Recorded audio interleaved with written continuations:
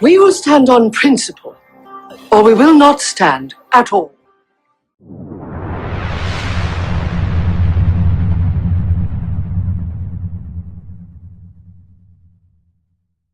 Hello, everybody. This is Thierry Wills here, and this is another episode of Principal Discord. This time we are with Mark Valek. Mark, an expert in gold, Austrian economist, and also fund manager at Incrementum. Mark, thank you so much for being here. It's a pleasure, Thierry. Hi. So, Mark, you have behind you, if I'm not mistaken, some of the major bubbles, which is the tulip bubble. That's correct. What do you think is the major bubble today? Well, I think most of the bubbles have actually the root cause in unbacked currency or unbacked credit and the excess credit, which is kind of created by either a central bank or by the commercial banks.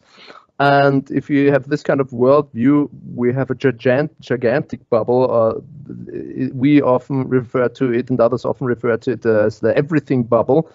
Some people say the everything but gold bubble. But I think it's been pretty obvious in the last, say, 12 years that central bank printing has been rampant, and we saw the effects on the equity markets. We saw the effects on real estate. And so we definitely saw the effects in the bond markets. I think in the heart of all this bubble is the bond bubble. So if you have negative yielding government bonds or even corporate bonds, that's to me clearly a sign of a bubble, because that just doesn't make sense. Negative interest rates don't make sense and are a function of this monetary system. So a lot of bubbles currently, if you ask me. Well, what's funny is that the money market is much bigger than the equity market. And when you talk about the everything bubble, it seems like the bubbles have moved from one asset to the bigger asset pool, to the bigger asset pool, to the bigger asset pool. And I'm thinking right now, derivative market bubble, and really ending up into this massive money bubble where even money is put into question, where you have central banks just printing money with no tomorrow, no boundaries, everything goes. How far can we go as far as the central banks are concerned? Well, that's the $1 million question. I wouldn't even call it like that. It's perhaps the 100-ton gold question. I think probably the limits are the trust of the users of the medium of exchange. And the trust is probably, will really be called into question if price inflation really turns up significantly in the supermarket, because then everyday users really notice it. And I would make the argument that it is already here, and it has been already here since years. But it's even if you distrust the official numbers, and I think there's some reason to do so. Yeah. It hasn't been hyperinflationary or anything close to that, at least in the Western world so far. And only once this gets even more obvious, this rampant monetary inflation turning into not only asset price inflation, which we have seen, but consumer price inflation, I think this level of trust into the everyday medium of exchange will be questioned more and more. So, a lot of people are looking at the CPI. I just saw a post recently about the Big Mac index. Big Mac in 2009, peak of the global financial crisis, you had a Big Mac at $2.5. Wages were minimum federal wage were about $7 or so.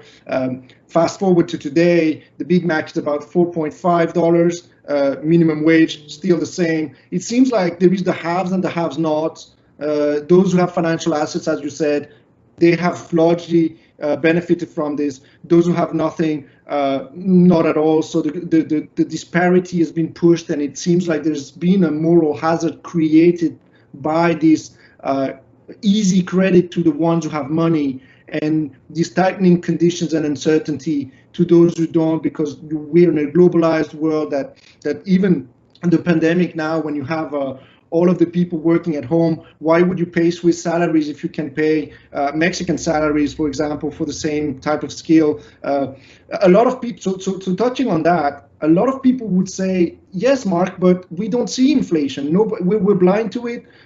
Where is the inflation? We only see asset inflation. We're looking at the CPI, maybe. In order to push inflation, it's very hard because we have structural deflationary pressure from wages globally of people competing, from productivity, from technology, which by and large since the 1980s have been a deflationary pressure that is a structural thing. So how would you see inflation push its head through in a way? That's kind of like the question I'm guessing central banks are trying to solve right now.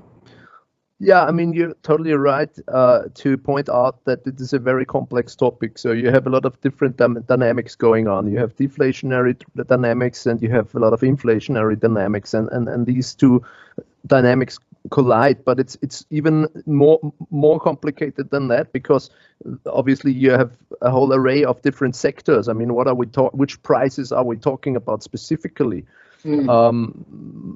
I mean, for the classic consumer price inflation, first of all, I think, as I said, I think we already have more CPI, or we should have a higher CPI than it's perhaps stated.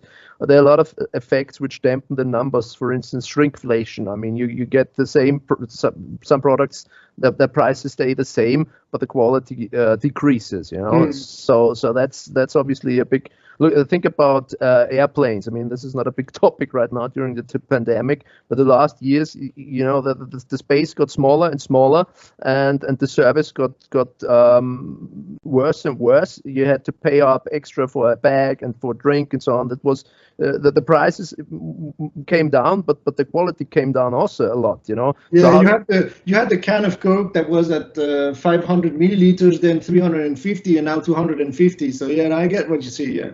So this is really a very the whole concept of measuring price inflation is flawed, or is just complex and difficult. I'd argue you really can't measure it correctly because of so many factors, quality and all these kind of things, you know.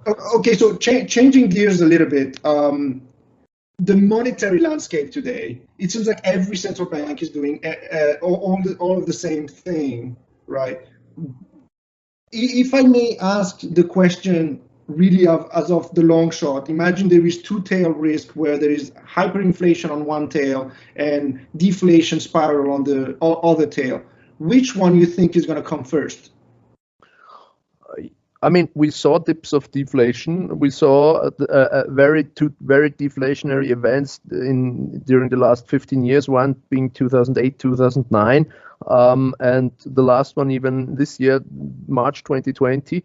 So you had a lot of money basically either being destroyed because the banks just didn't lend out any new money and actually took back their loans. So it was a contraction of money supply, definitely in the year 2008. 2020, perhaps it was more the velocity dropping to zero or dropping down to very low points. Also happened in 2008 on top of the contraction of the monetary supply. So these were highly deflationary events, I'd say, as an aggregate, if you want to look at what's going on in total. And we saw what in both incidents central banks did. They reacted, and they reacted harshly, and they reacted even more harshly this time around, and even faster, more rapidly this time around. So deflation really is something which is not being. This system is not supposed to have deflation. It just can't. It's just an inflationary monetary system. I think the root cause for that, the really deep root cause, is that it's debt-based. So in both layers of money creation, first layer being the central bank, the main assets now are debts, are government bonds, and in the second layer of money creation, which is the bigger layer, commercial banks, the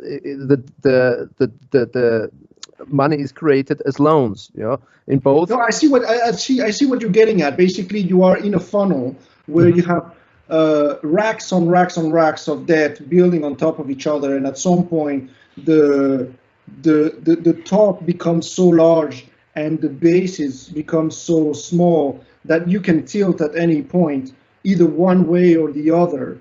But do you think the destruction of this debt-based system, which I would say, in an ideal world, all of this will collapse back to one with gold, which is the sound base of money, and I think in this we would probably agree.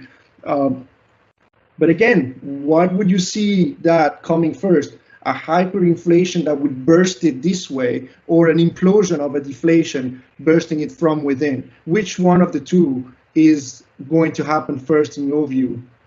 Well, I think the picture you painted is a very good one, a very accurate one. I mean, it's I don't know if you're alluding to Exter's pyramid, exactly. But that's exactly I think what he also wanted to show with that picture. And for those people who don't know it, Google it. It's very interesting. We wrote about it in one of our In Gold We Trust reports. But Exter's pyramid has gold at the bottom, and I also see it similarly. If like all this debt-based money, which was inflated on top of this little small fundament, gets out of proportion, you have exactly this danger of either it imploding. That would be what perhaps more classically economists call debt deflation, and that's yes. the event what nobody wants to have, because it's so dramatic. Because what that means is people who have money at their banks just lose it, because it would be a massive collapse of the banking system at the end of the day. Right. And so that's why I don't think that. I mean, I think that the system is always prone to some kind of a deflationary collapse. But with unbacked currency, unbacked fiat currency, the central bank can always fend it off by printing these enormous amounts of money. So I think it has the tendency for deflationary collapse, but they always, till now, were able to back up the pyramid with freshly created money, and still it's wobbling, but it's still standing. But if I mean, at the end of the day, I think first of all it's important to say this monetary system is not sustainable just because of this property of the monetary system. It's growing in an exponential path, and ironically, in times of a pandemic, we should have had a crash course. The public should have had a crash course in exponential functions. But it would be good if they applied this knowledge on the monetary system. It's also an exponential function. Just look at any kind of aggregated debt statistic. They are all like exponential functions. So just looking at that should make everybody a little bit suspicious. Number one. Mark, you spoke about the pandemic. Let me interrupt you. It seems like right now a lot of it is behavioral finance also, right? Because there's this reflexivity component of markets are going up, therefore markets are going up, therefore markets are going up, because the money is being printed, and so far the only thing that has been valid for the money printing is the assets. But so the behavioral impact of this on people, and also on where are we standing today when it comes to the solutions? It seems like the solution proposed is increasingly to replace the private sector by the public sector, who's rescuing everybody. It seems to be that instead of printing money in a way so that there is a trickle down wealth that has failed, doesn't work, and so we were going to go into MMT, helicopter money for everybody. Do you think that's feasible? Do you think that's where we're going next? I think the system demands this kind of next level too. If it should be sustained for even whatever period longer. But it's just necessary that this new currency, which is created now, should rather go to the public rather than to the asset prices. I mean, it's also a political question, but also from an economic point of view, just to get this velocity back up. And just to, I mean, I think even central bankers have understood now that the kind of traditional way of inflating via asset purchasing programs, by definition, it pumps up the asset values, and that's perhaps also can work as a trickle-down economics, which it's called, but it causes these inequalities and so on. And now I think with all this digitalization and with the talks of digital currency and so on, I think that is actually quite there's a connection to the need for the system to have more currencies in a broad level, and digital currency could be a way to kind of disseminate the right. currency. So you're talking about CBDCs, central bank digital currencies, and that would be the mean of some sort of a helicopter money, MMT distribution type of measure that you could see. But okay, so in principle Discord, we like to speak about principles, and I think the value on this is that if you remove yourself from the situation enough and you see things from a higher level, you discuss the major principles that are actually at play and see if they make sense. I think one of the principles, okay, is money itself as a store of value, as a medium of exchange, and as a unit of account. It seems like the fiat system has two of the three, which is the unit of account and the medium of exchange, but it has largely failed as a store of value. Is fiat money on principle or not? And what is money then? Yeah, I mean, I agree with you, and I think also the store of value property perhaps was still in place for quite a while, still perhaps until, I don't know, mid 2000s or so, at least if before the zero interest rate environment which we have entered after the great financial crisis. So now this store of value function definitely is in question.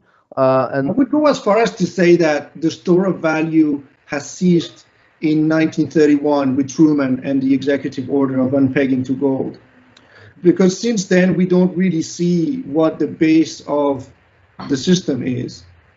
In principle, I agree with you, but I mean, I'm located here in Liechtenstein and come from Austria, and I mean, I have contact with continental Europe, German-speaking countries, and the perception of the public towards fiat currency still was, and to some extent till today still is, as a store of value. So in principle, I agree. But I mean, just look at, say, for instance, German culture of storing their currency at the bank. Usually they don't do anything else. I mean, they have gold and they have now a little bit equities and so on, but they're really not an investment culture. There are billions, and in Germany it's trillions of euros sitting at the bank. So that in practice till today, it is being used as a store of value, even though the public is more and more aware that it's it's a bad store of value. That's interesting, because when you look at the ECB, for example, and largely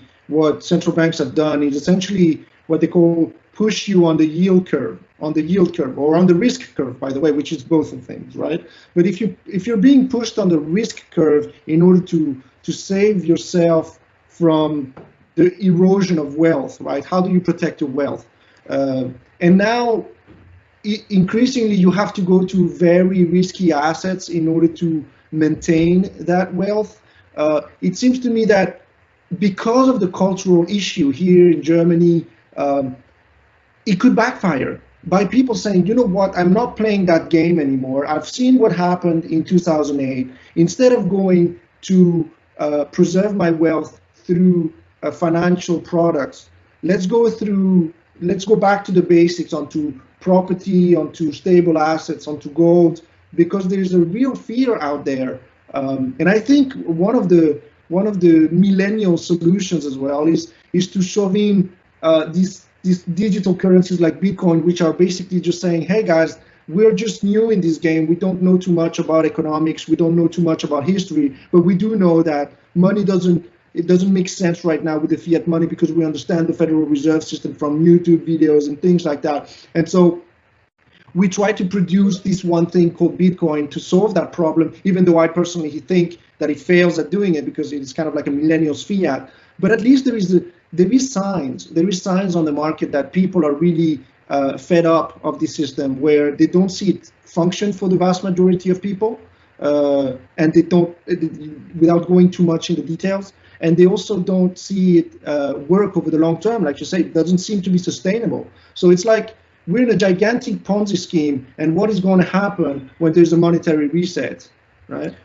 Yeah, valid thoughts. I mean, I think it's the central banks with zero interest rate policy or negative interest rate policy created the perfect dilemma for the saving public. So if you take a typical conservative saver, I call him, not investor, perhaps a elderly, say, German couple, just as an example, they don't want to take risk. They don't have the lifespan actually to be able to tolerate volatility actually. So right. so what do? They can either just accept the fact that in real terms their savings are just losing value each year, or they at the end of the day just do take some kind of a risk, and some things which you mentioned, property and so on, and I'd say even the stock market, gold, but all these things have now become kind of as a surrogate, as store of values, which, I mean, one can argue that stocks are a store of value, but I would say that's the wrong term. It's an investment. It should be an That's right. investment. Yeah, so it's a good thing to invest in stocks, but one has to be aware of the risks. And even if these people are very aware of the risks, that's actually why they don't want to go there, because they're so conservative. So what do these people do at the end of the day?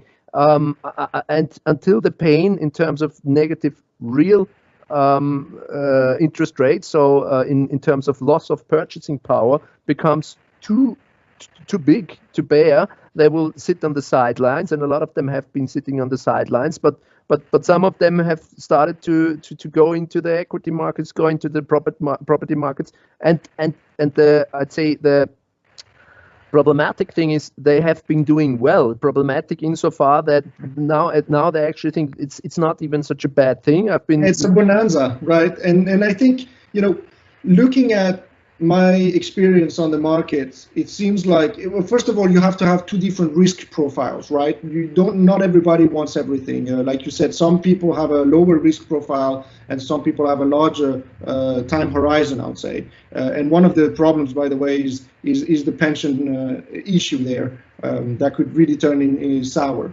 But this is a completely different topic. When it comes to comparing apples to apples, the way I see things is that gold is money. It's not an investment, okay? And everything else is assets. So this is not supposed to make you money, but this is, right? And then the investment is there to provide you with yield. Money is not supposed to provide you with yield.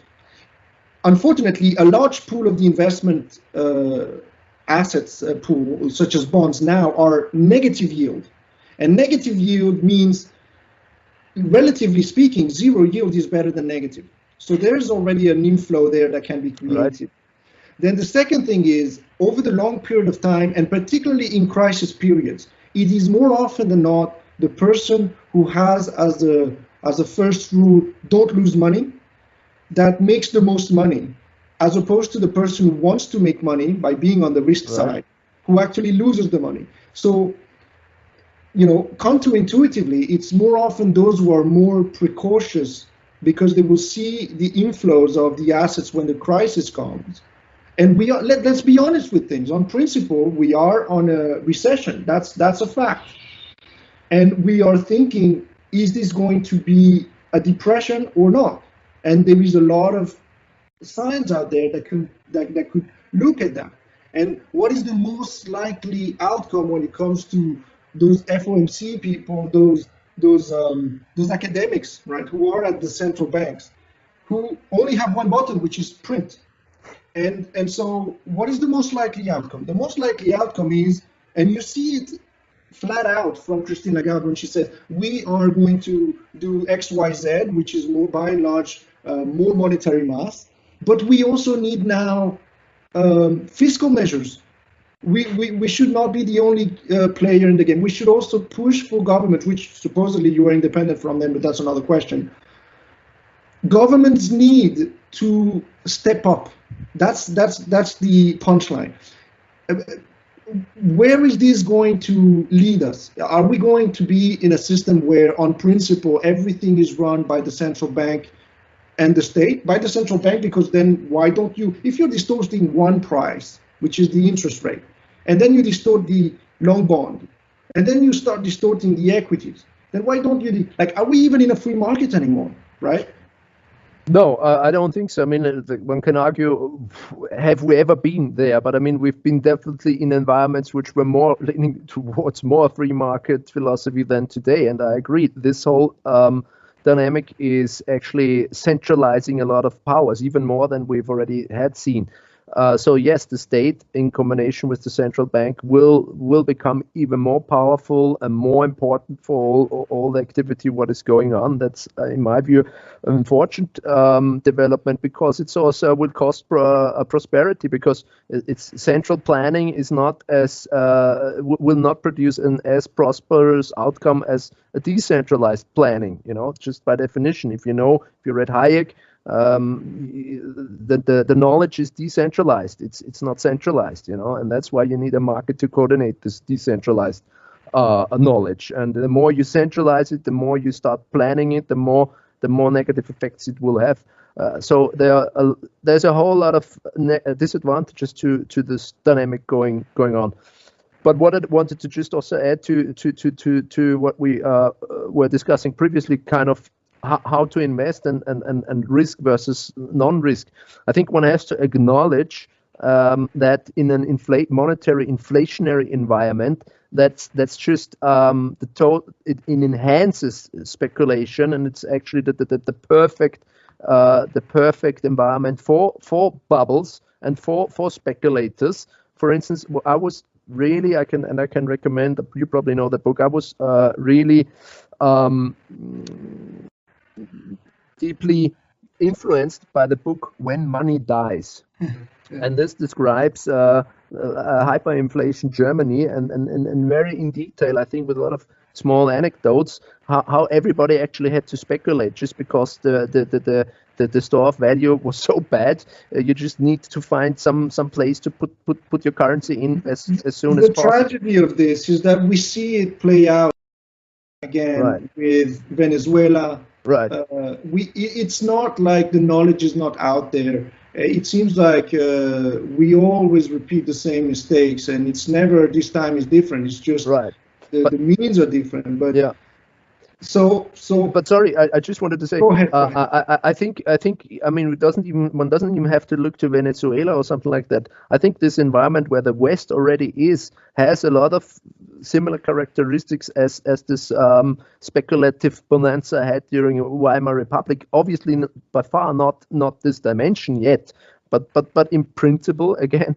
The public faces the same problems as the public then. They are, as we were talking about, looking about what to do, how can we transfer our wealth into the future, because that's a basic need for all the people who need to take care of their retirement or whatever. And so we have to acknowledge this is an age of speculation, and the root cause is this huge wave of monetary inflation, which is being created. So is it correct to say, Mark, that you think that everything points towards more monetary mass, more printing, and so therefore one has to be prepared to face that? Because to me it seems like the first phase was to create the gigantic monetary mass. The second phase will be to accelerate the velocity of that mass, and that's when things are going to kick in. But so everything is going to have to do with that second phase. Are we going to launch the velocity, yes or no? And if it is through MMT or through coupons and rationing tickets, God knows what is going to be, then we can see a hyperinflation, and one can position itself. The other option being the monetary mass collapsing upon itself, which ultimately, in my view, it will happen.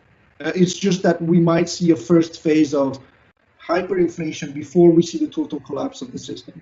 Would you agree with that, or do you see there is a higher likelihood of things collapsing on their own?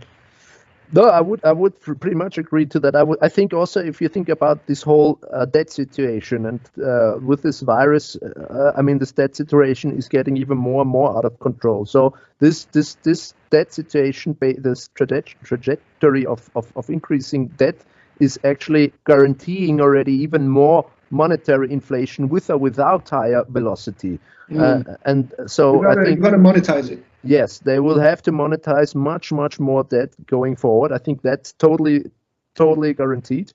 And then you have this option of the velocity at some point, whenever, kicking in on top of it, and that I think could be the time when things get out of control in terms of price inflation, because then the big question is, can they stop it? And how can they stop it? They probably could do it pretty easily by raising interest rates and so on. But by that time, or by today already, we are so addicted to this low interest rates that in reality, they will have a really difficult time stopping this inflation. And well, then my question to you, Mark, is how to get prepared for this. I mean, I know you have the In Gold We Trust report. It's a 300-page document. Can you summarize it for us? Yes, we write the In Gold We Trust report once a year. This is the latest piece, the dawning of a golden decade. What does it mean? The dawning of a golden decade. Well, we were talking about more long-term perspective this year. We were thinking about like, just as I mentioned, debt trajectories, which are already totally fixed. That that is going to get more and more out of control, and that therefore the only solution will be to monetize it, and that pretty likely will have very positive benefit for the price of gold measured in fiat currency. In reality, I'd say fiat currency will be debased, and gold always has basically a constant value, but fiat money will devalue a lot against gold relative to gold this decade. I mean, we've been talking about various things. The one main thing, we write this once a year, so it's always a little bit more long-term perspective. The one thing which we've been following very carefully during the last years, in 2017, we made a 4-year prediction kind of view, or a window which we're looking at, and it was aligned with this presidency, the term of the presidency in the US, which is now ending.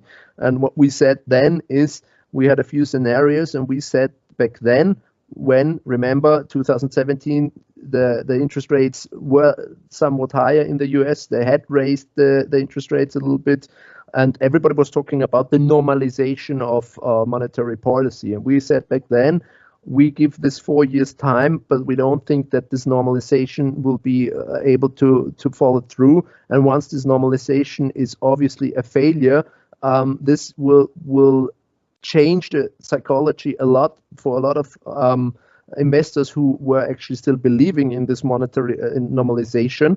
And that's exactly what happened and played out not only this year, but already 2019, pre-COVID.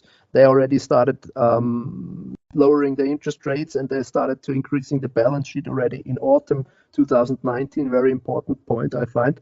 So this monetary normalization obviously now is no topic at all anymore. And so the new normal is money printing, and is QE, and is possibly MMT, is possible digital currencies, and so on. And so this is the decade we are entering right now, as it looks. And due to the debt situation, it will only get worse from the debt perspective and from the QE perspective. It's positive for gold, correct? I mean, I was thinking yesterday about the U.S. election. If we see Donald Trump winning, it could be that we see the same thing as when he won first, and maybe some people will panic. And it seems like it's positive for gold overall. And if we see Biden winning, it seems like we're gonna go. Fiscal spending like crazy as well, because that's what usually Democrats do.